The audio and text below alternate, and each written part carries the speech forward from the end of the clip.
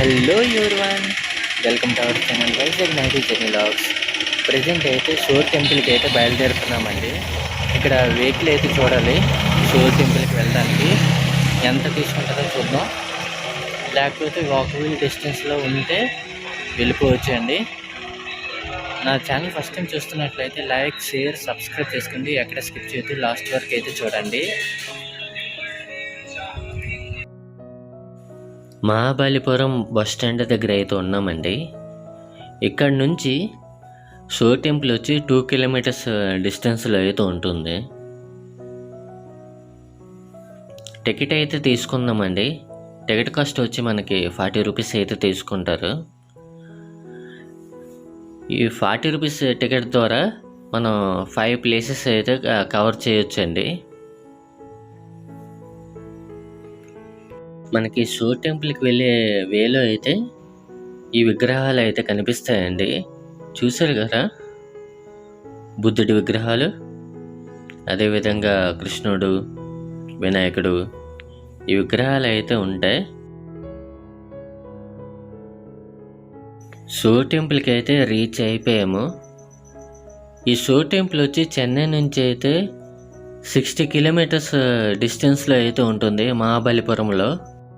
ఈ షోర్ టెంపుల్ దగ్గరలోనే మనకి బీచ్ కూడా ఉంటుందండి. మహాబలిపురం బీచ్ అయితే ఉంటుంది. ఇక్కడ నుంచి వ్యూ చూసుకుంటే ఎక్సలెంట్గా అయితే ఉందండి. ఎక్కడ స్కిప్ చేయొద్దు, లాస్ట్ వరకు అయితే చూడండి.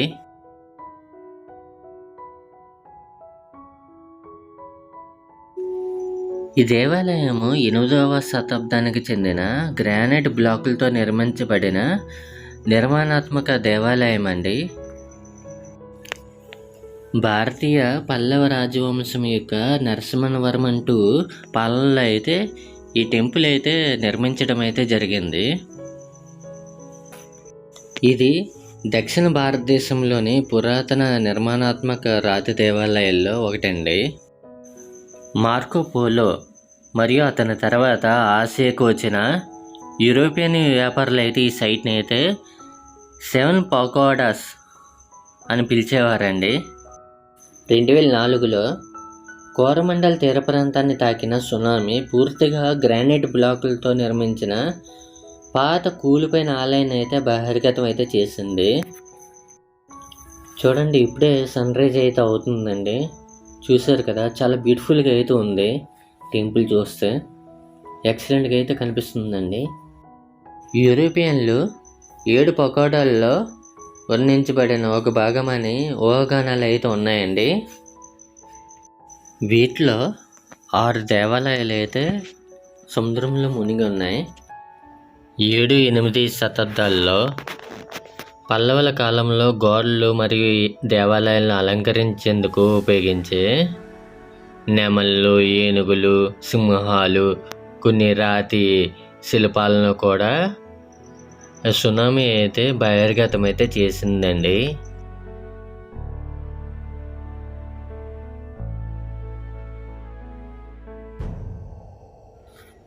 పురాతన రాతి కట్టడాల్లో ఈ షోర్ టెంపుల్ కూడా ఒకటి.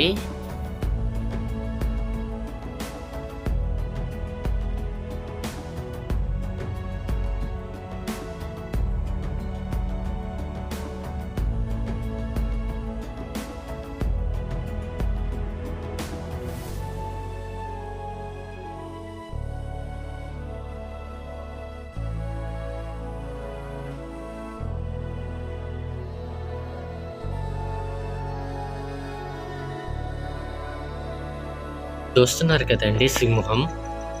మనకి సింహం లోపల మహిషాసురుని మర్దిని విగ్రహం అయితే కనిపిస్తుందండి. చూసారు కదా,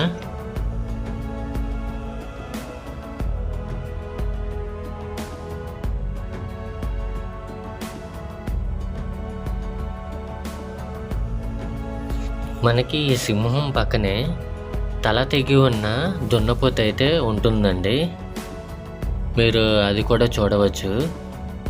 అదేవిధంగా ఈ దేవాలయం చుట్టూ కూడా నంది విగ్రహాలు అయితే ఉంటాయండి. అవి కూడా మీరు చూడొచ్చు. మీకు అవి కూడా చూపిస్తాను.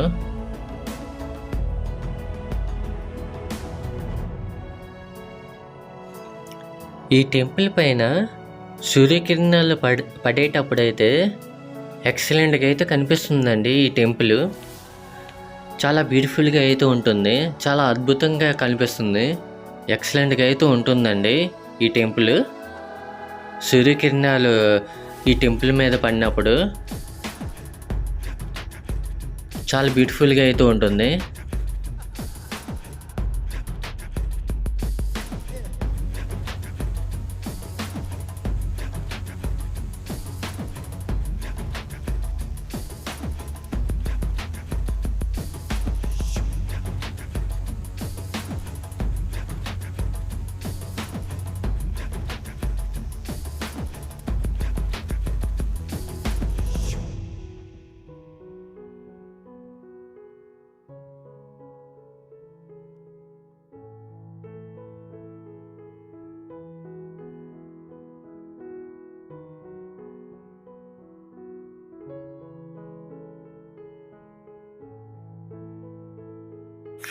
ఈ సూర్ టెంపుల్లో ప్రధాన ఆకర్షణగా అయితే శివుడి విగ్రహం అయితే ఉంటుందండి.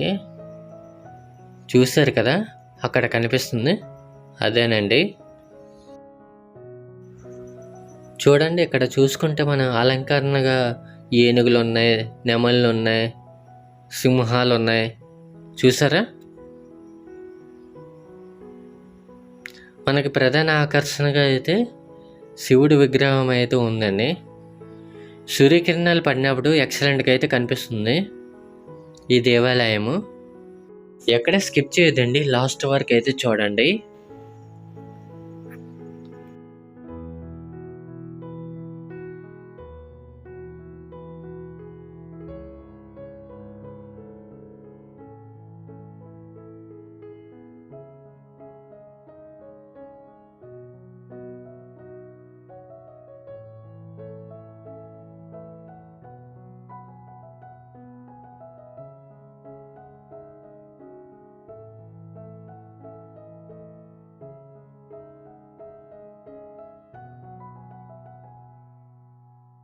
ఈ దేవాలయం చుట్టూ కూడా చూశారు కదా, ఇవన్నీ కూడా నంది విగ్రహాలండి. చూశారు కదా, ఎక్సలెంట్గా అయితే ఉన్నాయి కదండి.